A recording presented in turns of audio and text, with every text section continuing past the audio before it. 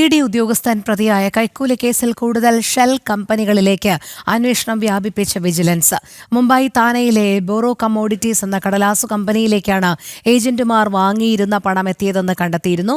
കേസിൽ ഇ.ഡി. ഉദ്യോഗസ്ഥരുടെ പങ്കാളിത്തത്തിന് ഇതുവരെ തെളിവുകൾ കണ്ടെത്തിയിട്ടില്ല. ഇതിനിടെ പരാതിക്കാരനെതിരായ ഇ.ഡി. കേസിന്റെ വിശദാംശങ്ങൾ തേടി വിജിലൻസ് ഇ.ഡിക്ക് നൽകിയ കത്തിന് ഉടൻ മറുപടി നൽകില്ല. നിഷ ദിലീപ് ചേരുന്നു. നിഷ, വിജിലൻസിന്റെ അന്വേഷണം ഇപ്പോൾ ഏതു രീതിയിലാണ് പുരോഗമിക്കുന്നത്? പ്രത്യേകിച്ച് ഇ.ഡി. ഉദ്യോഗസ്ഥർ പ്രതിയായ കൈക്കൂലി കേസിൽ കൂടുതൽ ഷെൽ കമ്പനികളിലേക്ക് കൂടി അന്വേഷണം വ്യാപിപ്പിക്കുന്നതിലൂടെ. രോഹിണി, ഇ.ഡി. ഉദ്യോഗസ്ഥൻ പ്രതിയായ കൈക്കൂലി കേസിൽ വിജിലൻസ് അന്വേഷണം വ്യാപിപ്പിച്ചിരിക്കുന്നത് ഷെൽ കമ്പനികളിലേക്കാണ്. ഷെൽ കമ്പനികളിലേക്ക് അന്വേഷണം വ്യാപിപ്പിച്ച വിജിലൻസ് ഇ.ഡി. ഉദ്യോഗസ്ഥരുടെ പേരിൽ വാങ്ങിയിരുന്ന ഈ പണം എല്ലാം ഷെൽ കമ്പനികളിലേക്കാണ് പോകുന്നതെന്ന് കണ്ടെത്തിയിരുന്നു. ഇങ്ങനെ ഒരു ഷെൽ കമ്പനിയായിരുന്നു മുംബൈ താനെയിലെ ബോറോ കമ്മ്യൂണിറ്റീസ് എന്ന സ്ഥാപനം. ഇവിടെ വിജിലൻസ് ഉദ്യോഗസ്ഥർ റെയ്ഡിനെത്തുമ്പോൾ ഈ ഒറ്റമുറി സ്ഥാപനം പൂട്ടിയ നിലയിലായിരുന്നു. ഈ സ്ഥാപനത്തിന്റെ അക്കൗണ്ടിലേക്ക് കോടികളാണ് എത്തിയതെന്നും കണ്ടെത്തിയിട്ടുണ്ട്. ഇതുപോലെ തന്നെ നിരവധി ഷെൽ കമ്പനികളിലേക്ക് ഇത്തരത്തിൽ പണം പോയിട്ടുള്ളതായും കണ്ടെത്തിയിട്ടുണ്ട്.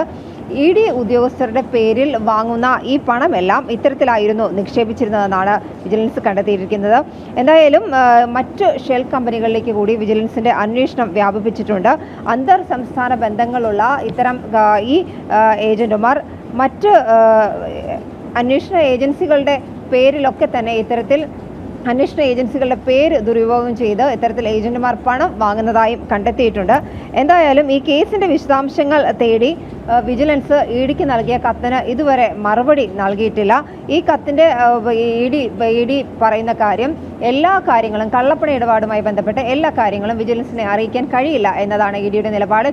എന്തായാലും ഇ.ഡി. അസിസ്റ്റന്റ് ഡയറക്ടർ അടക്കമുള്ള ആളുകളായിരിക്കും ഇക്കാര്യത്തിൽ തീരുമാനമെടുക്കുക. എന്തായാലും ഈ കത്തിന്, വിജിലൻസ് നൽകിയ കത്തിന് മറുപടിയായി എല്ലാ കാര്യങ്ങളും വിജിലൻസിനെ അറിയിക്കാൻ തടസ്സമുണ്ട് എന്ന മറുപടി ഇ.ഡി നൽകുകയും ചെയ്യും. രോഹിണി.